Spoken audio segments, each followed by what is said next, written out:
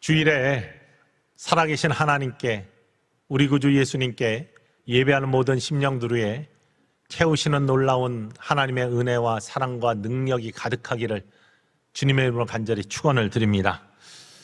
장마가 주쯤에 하지만 비 피해 때문에 고통받고 있는 사람들이 있습니다. 위에서 기도해 주시고, 특별히 우리 성도님 중에도 비 피해 입은 분들이 계신데 위에서 기도해 주시고 도움의 손길이 필요할 때 함께 돕는 은혜가 있기를 주님의 이름으로 간절히 소망합니다.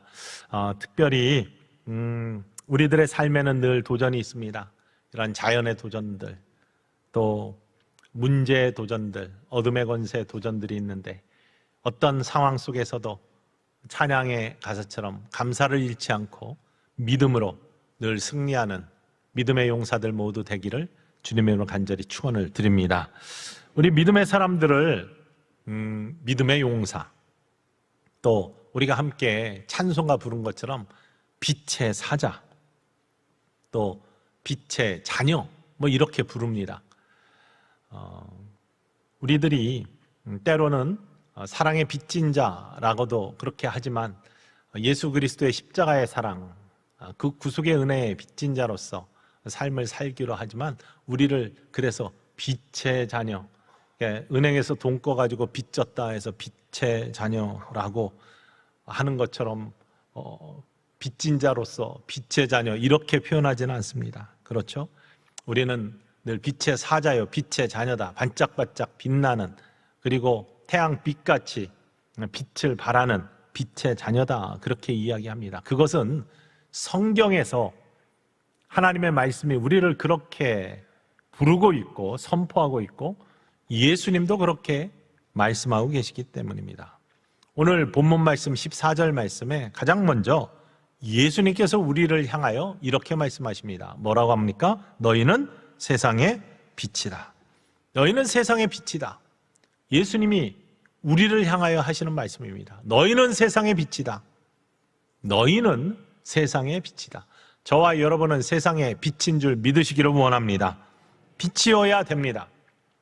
예수님이 그렇게 선포하셨습니다.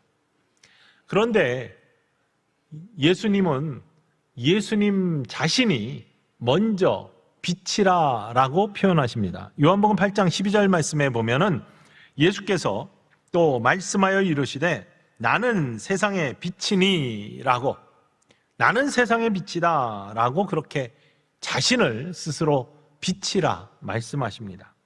나를 따르는 자는, 예수님을 따르는 자는, 예수님을 믿는 자는, 예수님의 자녀가 되는 자는 어둠에 다니지 아니하고 생명의 빛을 얻으리라 라고 말씀하십니다. 하나님의 자녀는, 예수님 따르는 자는, 크리스찬들은 생명의 빛을 얻는 사람들이다. 어둠에 다니지 않는 사람들이다. 더 이상 어둠에 속한 사람이 아니다. 예수님이 빛이시고 예수님 믿고 예수님 은혜의 사람들로 거듭난 자는 예수 그리스도의 자녀가 되어 예수님의 빛이 우리의 안에 거하심으로 말미암아 우리도 빛의 자녀가 된다라고 고백하는 겁니다. 이것을 에베소서 5장 8절 말씀에 이렇게 표현하고 있습니다. 읽어볼까요? 너희가 전에는 어둠이더니 이제는 주 안에서 빛이라. 빛의 자녀들처럼 행하라. 너희가 전에는 어둠에 속해 있었다. 그러나 이제는 아니다. 예수 그리스도를 믿고 사망의 생명으로 옮겨진 구원의 사람이 되면은 그리스도 예수의 빛이 너희 안에 거하심으로 말미암아 이제는 더 이상 어둠이 아니요 너희는 빛의 사람이고 빛의 자녀고, 그러니까 빛의 자녀들처럼 행하는 모습을 가져야 된다라고 말씀하십니다. 데살로니가전서 5장 5절 말씀도 이렇게 표현하고 있습니다. 읽겠습니다. 너희는 다 빛의 아들이요 낮의 아들이라. 우리가 밤이나 어둠에 속하지 아니하나니. 이제 우리는 밤이나 어둠에 속하지 아니하고 빛의 자녀다, 빛의 아들이다, 빛의 딸이다, 낮의 아들이다, 낮의 딸이다.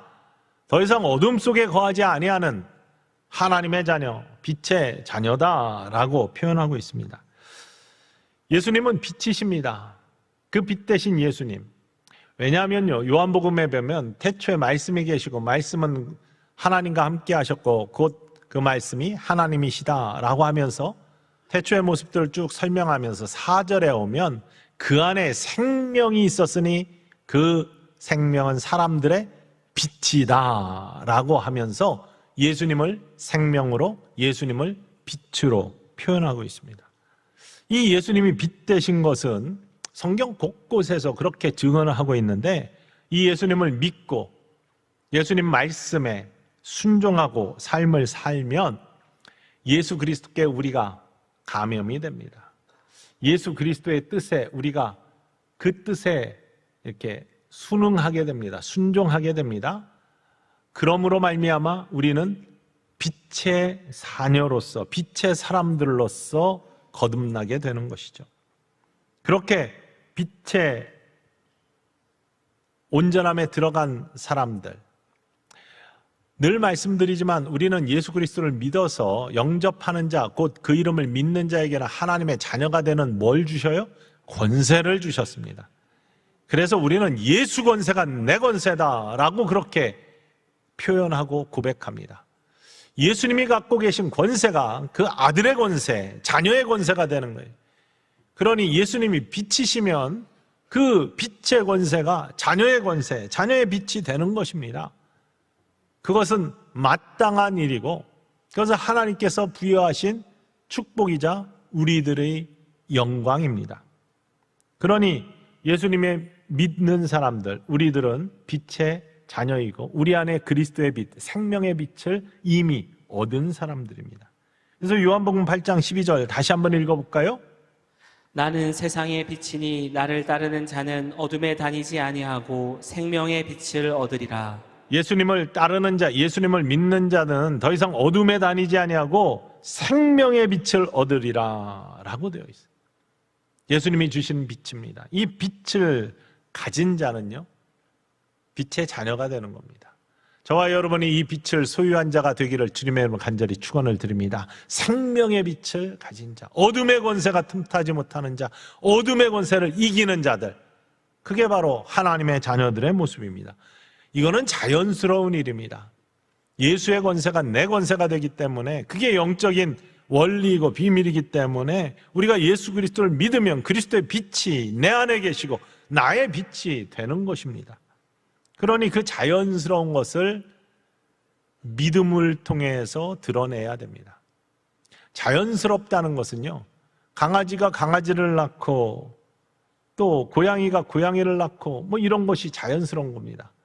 갑자기 강아지가 표범을 낳거나 고양이가 사자를 낳거나 이상한 거잖아요. 그럴 수가 없습니다. 빛이 어둠을 날 수가 없습니다. 빛은 빛을 낳습니다. 종종 말씀드리지만 자연스러운 걸 거스르지 않는 거, 옷을 입을 때 우리가 자연스럽게 배웁니다. 속옷을 먼저 입고 겉옷을 입고 외투를 입고 하는 거. 그런데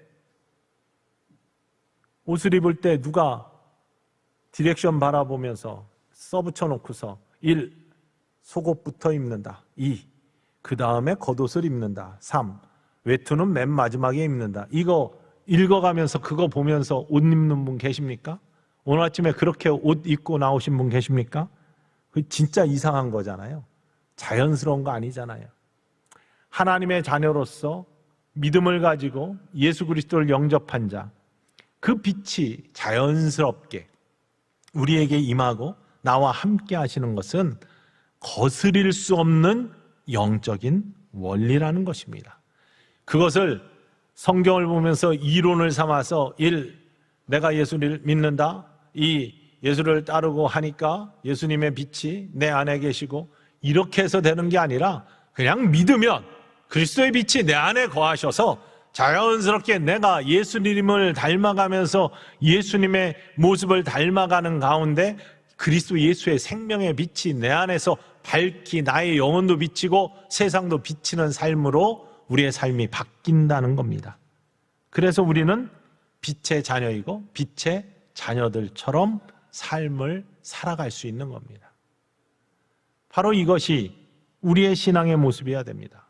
그런데 우리가 빛의 자녀라고 하는데 빛의 모습, 빛의 본질은 무엇입니까?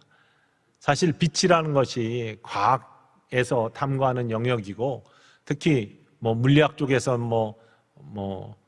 빛에 대해서 전기의 파장 여러 가지 설명을 하더라고요. 근데 저는 과학도가 아니라 읽어도 잘 모르겠고, 그러니 상식적으로 빛이 어떤 영향을 미치는가에 대해서는 그냥 알 수 있겠더라고요. 빛의 영향력은 무엇인가? 내가 빛의 자녀이면 생명의 빛을 가진 자로서 빛이 어떤 영향을 미치는가를 알고 나도 그 영향을 미치는 자가 되어야지라고 할 수 있어요.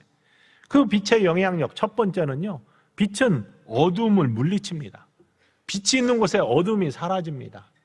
아무리 깜깜한 빛이 하나도 없는 곳은 정말 칠흑같이 어두운 곳이고 판단할 수 없는 곳이고 분간할 수 없는 곳이고 보이지 않는 곳이 칠흑같이 어두운 곳입니다. 그런데 그곳에 작은 빛이 들어오면요, 분별력이 생깁니다.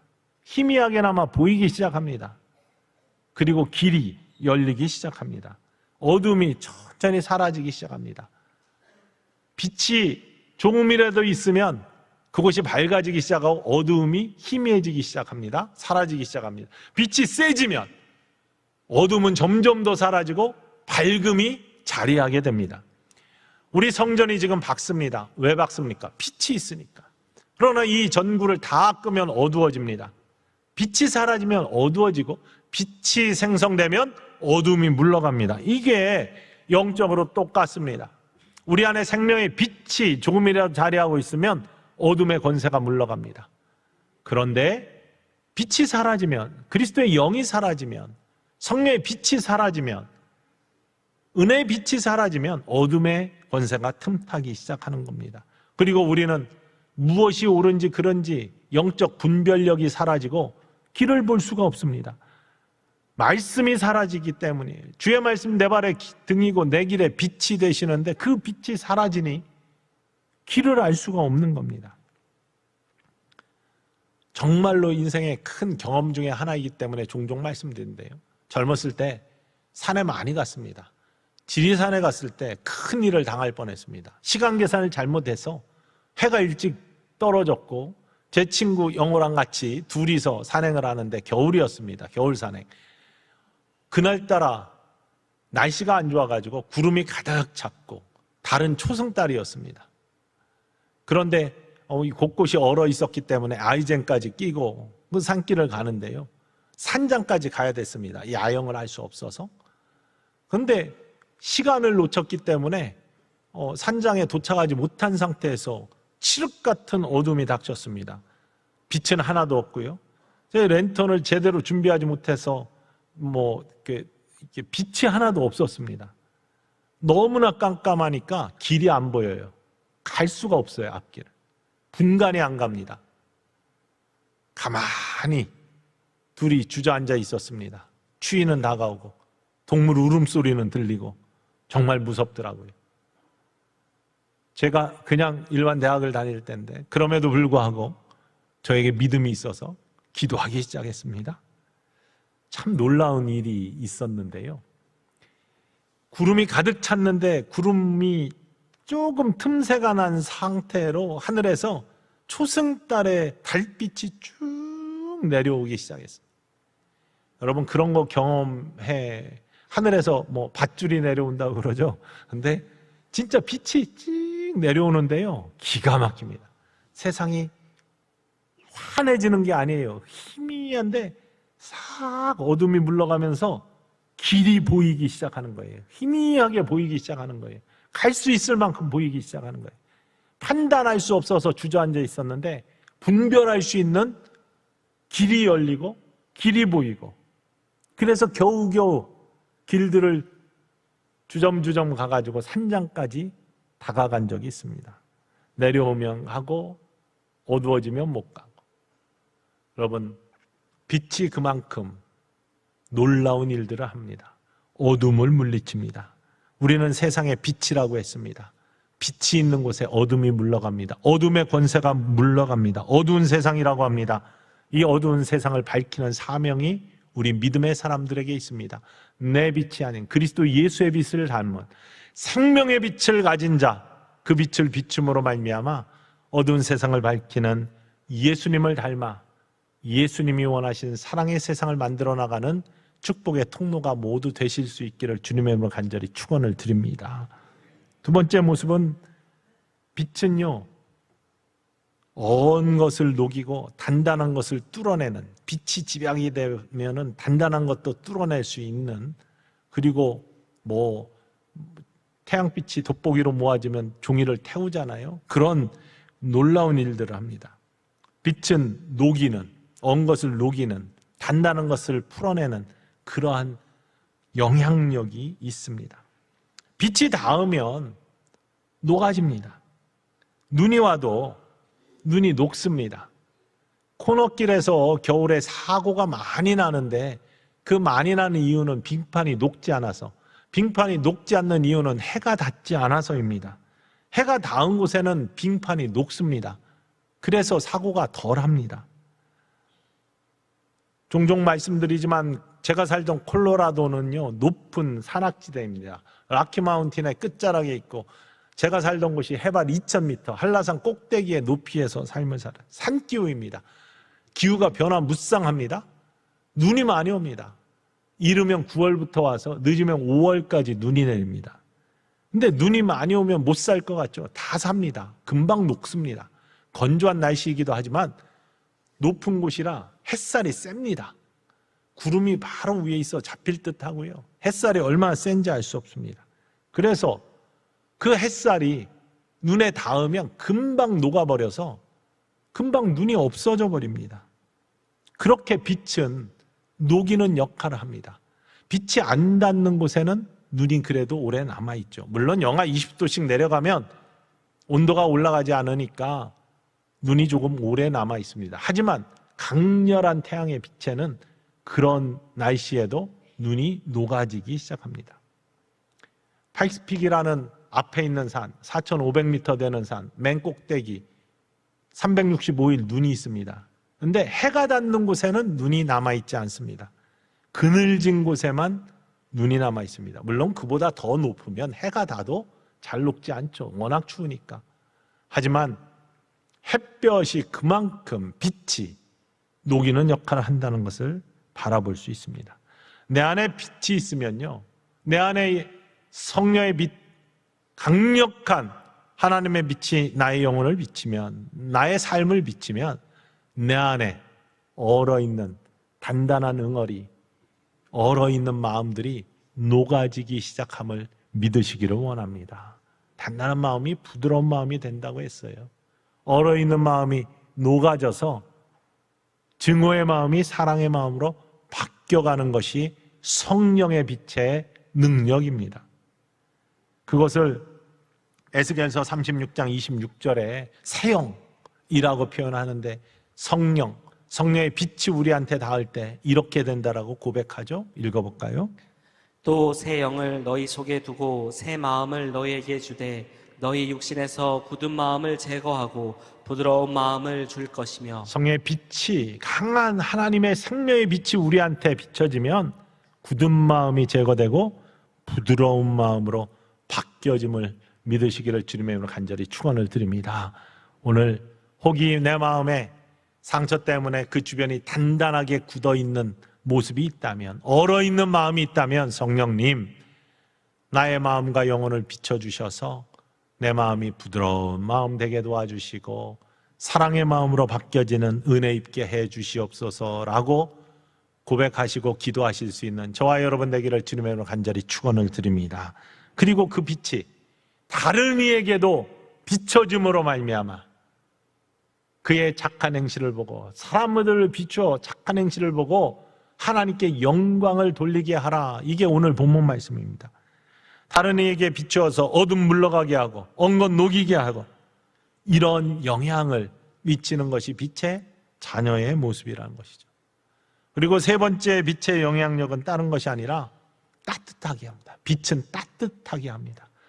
여러분, 빛이 비춰지면 온도가 올라가고 빛이 사라지면 온도가 내려갑니다. 태양빛이 우리에게 비춰지면 더위가 오고 태양빛이 사라지면 추위가 옵니다. 빛이 있는 곳에 따뜻함이 있습니다. 빛의 자녀들은 그렇기 때문에 온유라는 덕을 갖습니다. 성령의 열매가 9가지인데요. 사랑, 희락, 화평, 오래 참음, 자비양성, 충성, 온유, 절제. 그 온유라는 것이 성령의 열매에 들어가 있습니다. 우리 믿음의 자녀들, 빛의 자녀들이 가져야 할 덕목입니다. 온유. 온유는 무엇이에요? 따뜻하고 부드러운 마음입니다. 영어로는 gentleness입니다. 따뜻하고 부드러움. 이거는 예수님께서 복 있는 사람에 대해서 팔복을 말씀하시면서도 마태복음 5장 5절에 이렇게 선포하시죠. 읽어볼까요? 온유한 자는 복이 있나니 그들이 땅을 기업으로 받을 것이며 마음이 따뜻하고 부드러운 자는 복이 있나니 땅을 기업으로 받는다니까 마음을 따뜻하고 온유하게 해야지. 그럼 땅 부자가 될 거야. 뭐 이렇게 오해하시면 안 됩니다.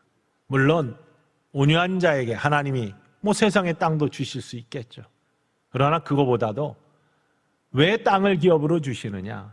따뜻하고 부드러움 속에 생명을 싹 틔우는 능력이 있기 때문입니다. 봄의 흙들을 생각해 보십시오. 겨울의 흙에는 씨앗을 심어도 생명이 나지 않습니다. 왜? 얼어있고 딱딱하고 아직 부드럽지 않기 때문에 싹을 낼 수가 없습니다. 그러나 봄의 흙은요, 따뜻한 햇살을 받아 언 것이 녹고 쟁기로 갈아 부드러워져 따뜻하고 부드러운 그 흙에 온기가 있는 곳에 씨앗을 심으면 거기에 생명의 싹이 났습니다. 그러니 땅을 기업으로 받아 그 안에 생명을 싹 틔우는 놀라운 일들을 감당할 수 있다는 사실이죠. 이거는 영적인 원리에서 똑같습니다. 우리가 온유해야지 다른 이들의 생명을 싹 틔우는 사망의 생명으로 초대할 수 있는, 전도하여 예수 그리스도의 사람으로 초대할 수 있는 일들을 감당할 수 있다는 사실입니다. 영혼이 온유해야죠. 새 구원의 축복의 길들로 우리가 쓰임받을 수 있는 생명을 잉태하는 사람이 될 수 있다는 사실입니다. 이번 주에 병원 신방을 했었는데요. 그중에 한 성도님 병실 면회가 안 돼서 밑으로 내려와서 기도받는데 옆 침상에 있는 전혀 모르는, 예수님도 모르고 교회도 한 번도 안 간 분을 함께 데리고 내려오셨어요. 함께 기도를 받고 싶다는 거예요. 그래서 그렇게 하시라고 내려오셔서 내려와도 되냐고 해서 내려오시라고 해가지고 같이 이제 한 분 기도를 해드렸어요. 옆 침상에 있는 분 이렇게 붙들고 기도하는데 정말 그분은 병이 깊으신 분이었었어요. 그래서 간절하게 회복을 위해서 일단 기도를 해드렸어요. 그리고 나서 마음에 그분에게 정말 복음을 전파하고 싶은 마음이 들어서 말씀을 드렸어요. 이렇게 육신의 기도함으로 회복되었으면 좋겠습니다. 그래서 간절히 기도해드렸는데 그보다도 우리의 삶이, 이 세상의 삶이 끝이 아닙니다. 영원한 하나님 나라가 있습니다. 천국이 있습니다. 근데 이 천국에 소망을 두고 사는 삶 참 중요한데 가고 싶다고 다 가는 게 아닙니다. 이 세상이 끝이 아닙니다. 우리 구주 예수 그리스도를 믿고 구원에 이르면 하나님 나라를 소유할 수 있습니다 하면서 짧게 복음에 대해서 선포를 했습니다. 이분이 왜 이곳에 내려와서 기도를 받고 복음을 들을 수 있었는가?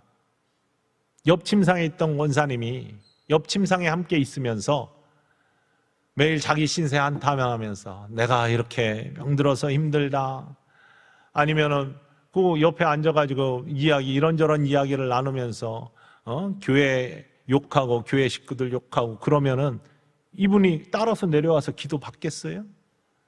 이분이 교회에 대해서 자랑하고 예수님에 대해서 이야기하고 기도의 능력에 대해서 이야기하고 선을 행하면서 또 잘 그 마음을 대해주시고 이러니까 그분의 모습을 보고 나도 따라 내려가서 기도받으면 좀 소망이 있을까? 이런 마음이 드는 거 아닙니까?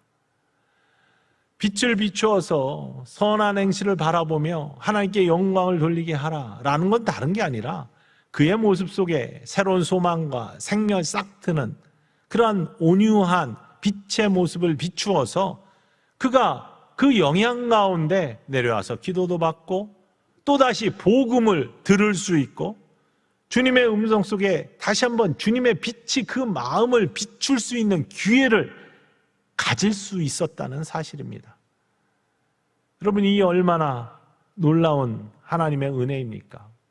그 권사님의 그 모습, 빛을 비추는 빛의 자녀로서의 모습, 그가 고난 중에 있지만, 명중에 있지만 그 속에서도 예수 그리스도의 빛된 모습을 잃지 않았던 것이 한 영혼을 또다시 그리스도의 빛을 비추는 복음의 자리로 인도했던 축복의 통로가 될 수 있었다는 사실입니다.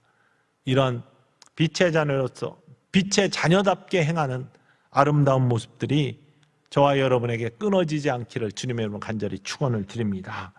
예수님의 마음은 온유와 겸손이라고 했습니다. 마태복음 11장 29절 말씀에 예수님이 직접 이렇게 말씀하시죠. 읽어볼까요? 나는 마음이 온유하고 겸손하니 나의 멍에를 메고 내게 배우라. 그리하면 너희 마음이 쉼을 얻으리니. 나는 온유하고 겸손하다. 무엇이? 나의 마음이 온유하고 겸손하다. 그러니 나의 멍에를 메고 내게 배우라. 그리하면 너희 마음이 쉼을 얻을 것이다. 온유하고 겸손한 예수님 마음, 이 마음 닮아가는 것. 그러면요, 그것이 무거운 것 같지만 사실은 그 안에 쉼이 있다는 거예요. 평강이 있다는 거예요. 은혜가 있다는 겁니다. 예수님의 이 마음을 닮아갈 수 있는 저와 여러분 되기를 주님의 이름으로 간절히 축원을 드립니다. 온유하고 겸손한 마음, 예수님 믿고 예수님의 발자취를 따라가는 겁니다. 예수님 말씀에 순종하면 됩니다. 그러면 안식을 주신다는데요, 다른 것이 아닙니다. 빛의 자녀가 되는 겁니다. 에베소서 5장 8절과 9절에 이 말씀을 이렇게 이야기하고 있습니다. 읽어볼까요? 너희가 전에는 어둠이더니 이제는 주 안에서 빛이라. 빛의 자녀들처럼 행하라. 빛의 열매는 모든 착함과 의로움과 진실함에 있느니라. 너희가 전에는 어둠이더니, 예전에는 어둠에 속한 자예요. 어둠의 권세에 눌렸던 자입니다. 그러나 그리스도 예수를 믿고 십자가의 보혈의 은혜로 거듭난 자들은 이제는 주 안에서 빛이 되었습니다. 빛이 된 자들입니다. 빛의 자녀입니다. 그러니 빛의 자녀들처럼 행하는 것이 자연스러운 일입니다. 그리고 그 빛의 모습은 열매를 보고 알 수 있는데, 그 빛의 열매는 다른 것이 아니라 모든 착함과 의로움과 진실함에 있다라고 되어 있어요. 오늘 본문 말씀에서도 빛을 비추게 하여 너의 착한 행실을 보고 라고 착함이 나오잖아요. 근데 이 착함은 세상에서 착하게 사는 착함과 늘 다르다고 제가 강조하며 말씀드립니다. 여기에서도 모든 착함과 할 때 이 착함, goodness, 성경에서 이야기하는 굿은 다릅니다. 맨 처음에 창세기에 언제 가장 먼저 좋다라는 말이 등장하냐면, 하나님이 세상을 창조하실 때 말씀으로 창조하시잖아요. 말씀으로 뭐가 있으라 한 다음에 그게 생기고 나서 바라보시면서 좋았더라. It is good. 주님의 말씀대로 이루어진 모습을 보면서 좋다라고 하셨어요. 모든 성경에 좋다, 착하다, 선하다라고 표현되는 굿은요, 하나님의 말씀대로 이루어지는 것을 바라보며 좋다라고 하는 겁니다. 그러니까 우리가 하나님의 말씀대로 사는 것이 착한 행실입니다. 하나님의 말씀에 순종하며 나아가는 것이 착함의 모습입니다. 우리가 세상의 빛을 비추는 건 다른 것이 아니라 하나님 말씀대로 사는 거예요. 어려운 자를 바라보면은 그들에게 소자에게 냉수 한 그릇을 전해주는 그런 모습들, 하나님 말씀대로 예수 그리스도가 하신 일들을 그대로 따라하는 것들, 이게 착함입니다. 두 번째, 의로움은 righteousness인데요. righteousness는 생명을 살리는 겁니다. 언제 우리를 의롭다 하십니까? 우리가 스스로는 의로워질 수 없습니다. 왜? 죄의 올무에 묶여 있고 스스로는 의로워질 수 있는 능력이 없는 사람들이기 때문에. 그런데 예수 그리스도의 십자가의 은혜로 예수님의 사랑과 은혜 때문에 이 죄악의 올무에서 우리가 풀렸습니다. 그래서 의롭다 여김을 받습니다. 이게 성경에서 우리에게 이야기하는 생명을 주시는 하나님의 사랑입니다. 그러니 그리스도 예수로 말미암아 사망의 생명으로 옮겨주시는, 우리에게 생명 주시는 예수 그리스도의 은혜, 그것이 의로움입니다. 요한복음 1장 4절에 그렇기 때문에 그 안에 생명이 있었으니 이 생명은 사람들의 빛이다 라고 하면서 예수님을 생명이자 빛으로 표현을 하고 있는 겁니다. 요한복음 12장 46절에도 이렇게 표현하고 있습니다. 읽어볼까요? 나는 빛으로 세상에 왔나니 물은 나를 믿는 자로 어둠에 거하지 않게 하려 함이로다. 예수님을 믿으면 더 이상 어둠에 거하지 아니하고 어둠에서 빛으로 옮겨지는 것. 이거는 다른 말로 표현하면 사망에서 생명으로 옮겨지는, 이게 의로움입니다. 생명으로 우리를 건져내시는 것. 우리 스스로를 예수 그리스도의 빛으로 말미암아 빛이 비춰져서 어둠이 물러가고 빛의 자녀가 되어서 사망의 생명으로 옮겨지는 것처럼 우리가 다른 이들에게 예수 그리스도의 빛을 비춤으로 말미암아, 전도함으로 말미암아 다른 이들이 사망에서 생명으로 옮겨질 수 있는 기회의 통로가 되는 것, 이게 의로움의 모습입니다. 빛의 자녀의 열매입니다.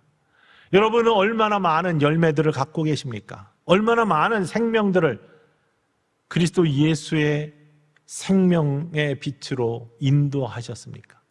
나중에 천국 가시면 가장 영광의 자리에 오른 사람이 누구냐? 전도 많이 한 사람이래요. 왜냐하면 나중에 가서 만났는데, 왜 나중에 가서 천국 가서 친구를 만났는데 다른 친구가 전도해가지고 그 친구가 구원받고 천국에 왔어요. 근데 나는 한 번도 그 친구에게 예수 믿으라고 이야기한 적이 없어. 그럼 그 친구가 나를 바라보면서 뭐라고 하겠어요? 왜 당신은 예수 믿으면서 예수님 구주로 영접했다고 하면서 나에게는 그런 말 한마디도 안 해줬냐? 내가 미웠냐? 라고 하지 않겠습니까? 여러분, 축복의 기회를 상실하지 마십시오. 생명을 살리는 은혜의 빛의 역할을, 기회를 놓치지 않는 저와 여러분 천성의 가족들 되실 수 있기를 주님의 이름으로 간절히 축원을 드립니다. 데살로니가전서 5장 5절과 6절 이렇게 고백하죠. 다시 한번 읽겠습니다. 너희는 다 빛의 아들이요 낮의 아들이라. 우리가 밤이나 어둠에 속하지 아니하나니 그러므로 우리는 다른 이들과 같이 자지 말고 오직 깨어 정신을 차릴지라. 우리는 어둠에 속하지 않아요 빛의 자녀니까 정신을 차리고 빛의 자녀답게 빛의 일을 하자라고 합니다. 그러니 교회는 무엇을 하는 곳입니까? 수많은 일들을 합니다. 기능이 여러 가지입니다. 그렇지만 정신 차리게 하는 곳이에요. 우리가 기억하지 못하는 것들, 성령님께서 하나님 말씀 기억하게 하신다고 했죠. 교회는요, 이런 우리가 긴장을 늦추거나 아니면 기억하지 못하고 잊고 살던 것들을 다시금 깨우쳐주고 다시금 빛의 역할을 감당할 수 있게끔 우리의 영혼을 깨우고 우리의 영혼을 안내하는 것이 교회의 역할입니다. 우리 천성의 재단을 통하여 여러분이 정말로 빛을 환하게 비춰낼 수 있는 은혜의 사람들로 성장하기를 주님의 이름으로 간절히 축원을 드립니다. 오늘 본문 말씀에는 너희는 세상의 빛이라 라고 먼저 선포하신 예수님 말씀, 그 다음에 산 위에 있는 동네가 숨겨지지 못할 것이요, 산 위에 있는 동네에 불이 켜져 있으면 그 산 위에 있는 동네를 어떻게 숨기겠습니까? 그것처럼 사람이 등불을 켜서 말 아래 두지 아니하고 등경 위에 두나니, 사람이 등불을 집안에 켜면은 등불이 어디에 있습니까? 다 우리 불이 어디에 있습니까? 위에 있잖아요. 위에서 밑을 비춰야 전체가 다 비춰지죠. 어디 이 강대상 밑이라 여러분 의자 밑에 놓으면 이 전체가 다 비춰지겠습니까? 환하겠습니까? 어둠이 물러가겠습니까? 안 물러가죠. 여러분이 그리스도의 자녀인 걸 숨기지 마십시오. 드러내라는 얘기입니다. 남들이 알 수 있게끔 드러내라는 겁니다. 이러므로 집안 모든 사람에게 비치느니라. 사람이 너희 빛이 사람 앞에, 이같이 너희 빛이 사람 앞에 비치게 하여, 너희의 빛이, 여러분들의 은혜의 빛이, 사랑의 빛이, 그리스도의 빛이 사람들에게 비치게 하여, 숨기지 말고 비치게 하여 너희 착한 행실을 보고, 여기서 착한 행실은 다른 게 아니라 그리스도 예수의 말씀을 따르는 삶이라고 했습니다. 그 말씀에 순종하는 삶을 통해서 하늘에 계신 너희 아버지께 영광을 돌리게 하라. 오늘의 본문 말씀입니다. 예수님께서 우리에게 명령하신 말씀입니다. 미국에서 목회할 때 한 권사님의 고백을 듣고 굉장한 충격을 받은 적이 있습니다. 한국에서 미군과 결혼해서 아이를 가진 상태에서 결혼을 해가지고 미국에 갔는데요. 아이를 가졌으니까 책임은 지려고 결혼을 한 모양인데, 이게 이 한국에 나와 있는 미군들이 그렇게 나이가 많지 않거든요. 고등학교 졸업하고 이렇게 군에 간 친구들이 대부분이니까. 그러니까 덜컥 겁이 났는지 부인하고 뱃속에 있는 아이 놔두고서 도망을 갔어요. 미국에 가자마자 이 호텔에서 잠깐 지내자고 하고서 거기다 놓고 도망을 가버렸습니다. 아니, 낯선 곳에, 아무도 모르는 곳에 그냥 덜렁 혼자 남은 겁니다. 혼자 남아서 어찌할 바를 모르고 하루 이틀 지나는데, 이 여관 주인이 한국에서 온 사람인 걸 알고 남편은 도망가서 소식도 없고요. 그러니까 한인 교회에다 연락을 했어요. 한국 목사님이 가서 보니까 홀로 와 있는 사람이 두려워서 떨고 있고 어찌할 바를 모르고 있어요. 교회에서 성도님들이 가서 돌보기 시작했어요. 그래서 그를 지극정성으로 돌보고 두려움을 없애주고, 뿐만 아니라 이렇게 성도님 집에서 거하게 하고, 그리고 착한 행실을 보인 거예요. 빛을 비춰준 거예요. 어둠 속에 있었는데 그리스도의 빛으로 착한 행실을 통해서. 여러분, 예수님께서 뭐라고 했어요? 목마른 자에게 물을 주고요, 헐벗은 자에게 옷을 주고요, 옥에 갇힌 자를 찾아가 봐주고요.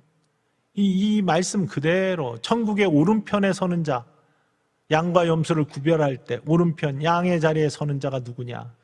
소자 하나에게 필요한 것들을 공급하는 자. 이게 빛의 자녀의 모습이고 예수님이 말씀하시는 천국의 사람들의 모습 아니에요. 예수님 말씀의 순종 그대로 하면서 그를 섬겼어요. 일을 할 수 있게 해줬고요, 아이를 알 수 있게 해줬고요. 그래서 그가 자리를 잡고 정말로 낯선 땅에서 그냥 잘 정착하기 시작해가지고 권사님이 되셔서 교회를 잘 섬기시면서 어려운 인생길이지만 그 인생길을 믿음으로 승리하면서 살아가시는 모습. 무엇이?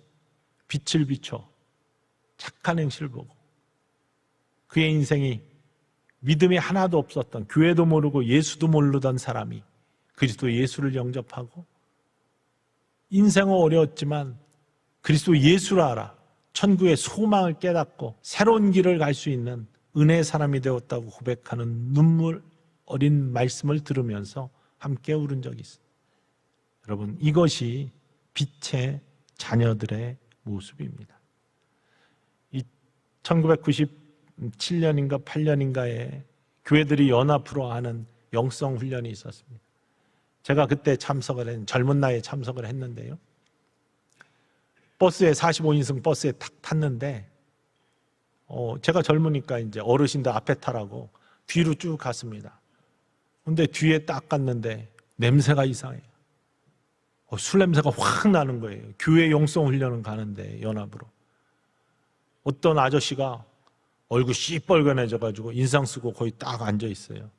처음에는 버스를 잘못 타셨나? 라고 생각했는데 아니래요. 영성 훈련 가는 거래. 못 물어봐요. 앞에 가서 다시 물어봐요. 못 물어봐요. 맞을까봐 못 물어봐요. 가서. 근데 들어가셨어요. 3박 4일 하는 수련회인데요. 하여간 끝날 때까지 인상을 피지 아니하시고 팔 딱 꼬시고 짜려 보이시고 이러면서 첫날 둘째 날은 진짜 심각했습니다. 그런데 모든 프로그램에 참여하시기는 해요. 참 신기하다. 웬일인가. 근데 마지막 날 이제 참여한 사람들이 간증하는 시간이 있어요.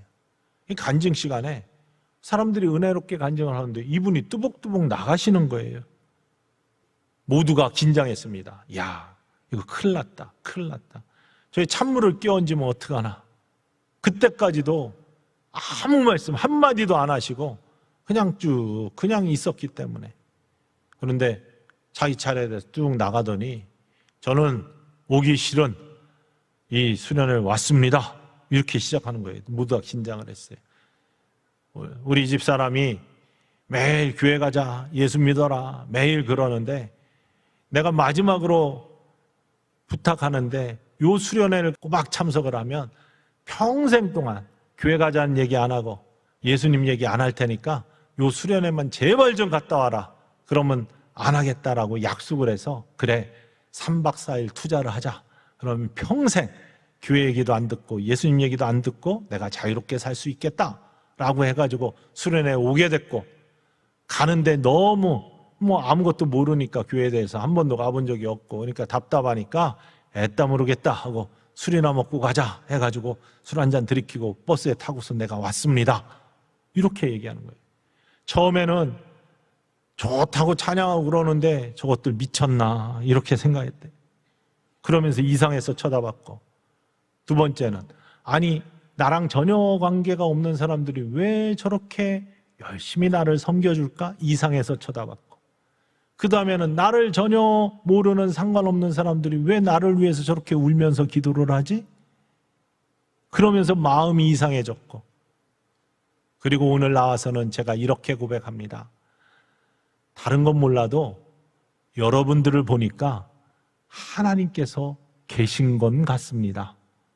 그러니 내가 교회를 다니면서 한번 하나님이 어떤 분인 줄 알아보기로 했습니다. 이러는데요, 얼마나 큰 가슴의 전율과 함께 감동이 있었는지 모릅니다. 그때 많은 분들이 함께 눈물을 흘리며 하나님께 감사했습니다. 빛이 비춰져 어둠이 물러가고 섬기는 사람들의 착한 행실을 보고 그의 마음이 녹아 어둠이 떠나 하나님의 빛이 조금이라도 자리하기 시작한 그 모습, 이게 빛의 자녀들의 은혜의 모습이고 능력의 모습입니다. 저와 여러분이 어두운 세상 속에 빛의 자녀로서 빛의 자녀들처럼 행하는 선한 행실을 통해 하나님께 영광을 올려드리는 축복의 자리에 설 수 있는 하나님의 자녀들 모두 될 수 있기를 주님의 이름으로 간절히 축원을 드립니다. 기도합시다.